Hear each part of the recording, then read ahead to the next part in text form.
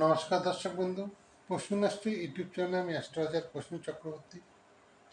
আজ একটি নতুন বিষয় নিয়ে আলোচনা করব, যে বিষয়টি হয়তো ইউটিউবে আগে কখনো আলোচনা হয়নি। বিষয়টি হলো নবরত্ন।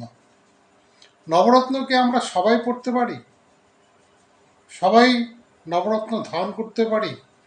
এই যে নবরত্ন, নটি গ্রহ, নবরত্ন, নবরত্নকে সবাই আমরা পড়তে পারি। আজকে আলোচনা করব মুক্ত কারা কারা পড়বেন বা কোন কোন প্রফেশনের লোক মুক্ত পড়বেন। আমরা আজকাল সবাই দেখি যে ছাত্রছাত্রীদের হাতে বা অনেকের হাতে আমরা মুক্ত দেখি। বিশেষ করে মুক্ত কাদের প্রয়োজন? মুক্ত হচ্ছে চন্দ্রের রত্ন। চন্দ্র হচ্ছে মনের কারক গ্রহ, এবং মনকে শান্ত করার জন্য আমরা অনেক সময় মুক্ত ব্যবহার করি। বাচ্চাদের বা স্কুল ছাত্রছাত্রীদের পড়াশোনার মনে আমরা মুক্ত পড়তে বলি বা মুক্ত ব্যবহার করি। আদৌ কি মুক্ত সবার দরকার? বিষয়টি কিন্তু ভাবার ব্যাপার আছে। তো মুক্ত কারা কারা বেশিরভাগ ব্যবহার করবেন? জন্মছকে যাদের চন্দ্রের অবস্থা খারাপ বা চন্দ্র বীর্যকে লিপ্ত হয়ে আছে তারা মুক্ত পড়বেন। তাছাড়া মনসংযোগ ঠিক রাখার জন্য মুক্ত ব্যবহার করতে পারেন।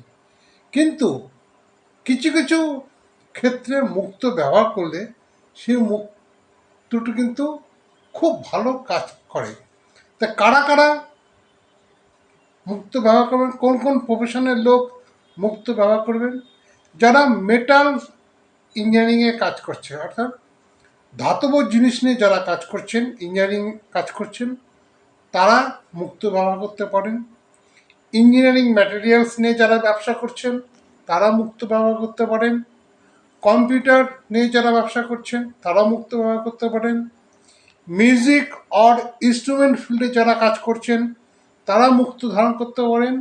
এইসব ফিল্ডে যারা আছেন তাদের কিন্তু মুক্ত লাকি স্টোন, অর্থাৎ এই মুক্ত কিন্তু তাদের সঞ্জীবনীর মতো কাজ করবে।